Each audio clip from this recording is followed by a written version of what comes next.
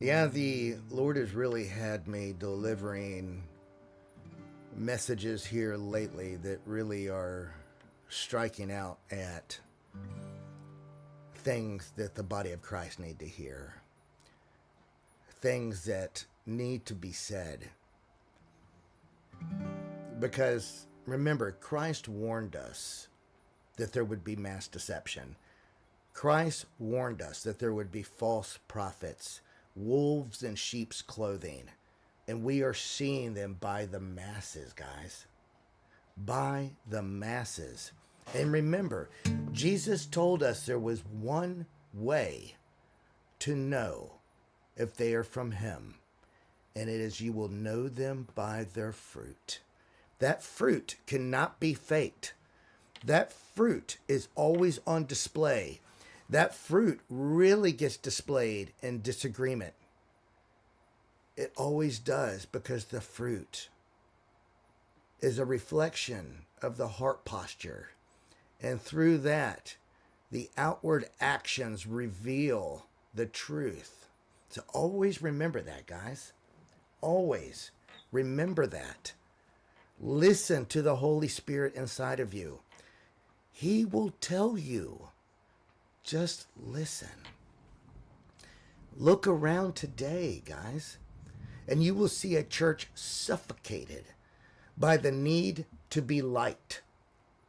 Sermons are crafted to avoid offense.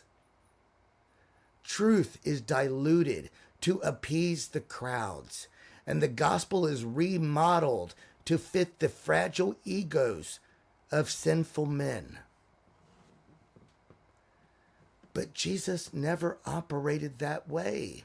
He was the embodiment of truth and grace, and he never softened his message to retain followers. When the crowds found his words too difficult, he let them walk away. He did not chase. He did not edit. He did not apologize for righteousness. Why? Because he was not sent to gain the approval of men. He was sent to please his Father. And that is the calling of each and every one of you.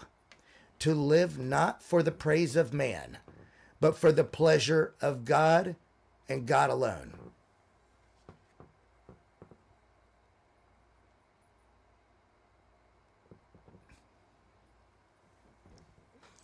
People pleasing is not a minor issue. Understand that. There is so many churches that water down their word to keep the pulpits filled, to keep the offering plates going. See, it is a satanic substitute for the fear of the Lord. It replaces holy obedience with emotional bondage.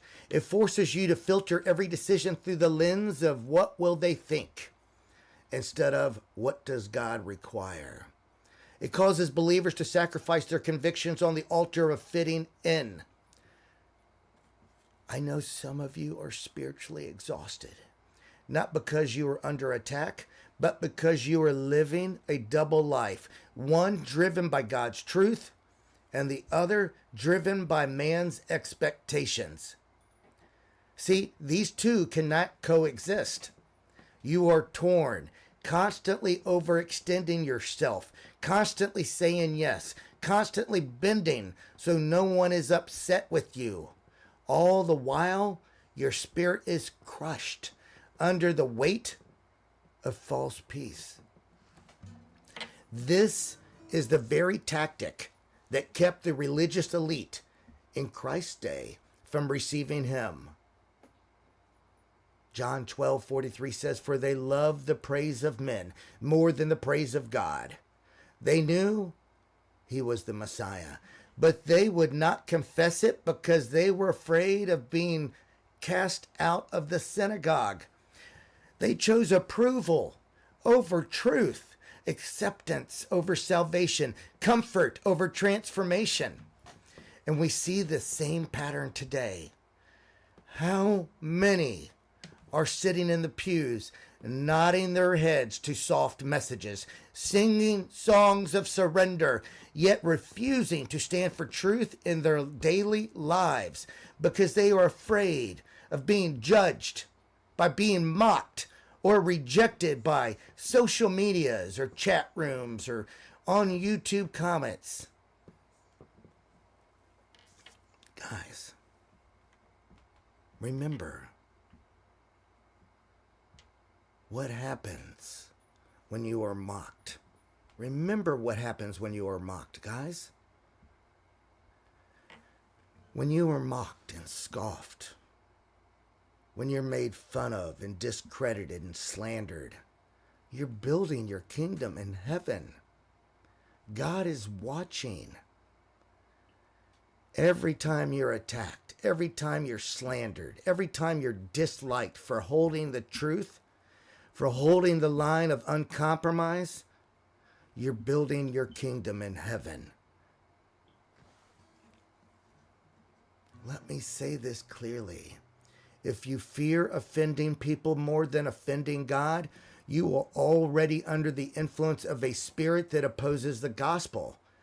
Jesus said, if anyone is ashamed of me and my words in this adulterous, sinful generation, then the Son of Man will be ashamed of him when he comes in the glory of his Father. This is not a call to be harsh or arrogant, but a call to break the chains of approval addiction, because the road to hell is paved with good intentions and cowardly silence. God is raising up a remnant who will not bow, who will not apologize, who will not trade eternity for temporary acceptance and likes.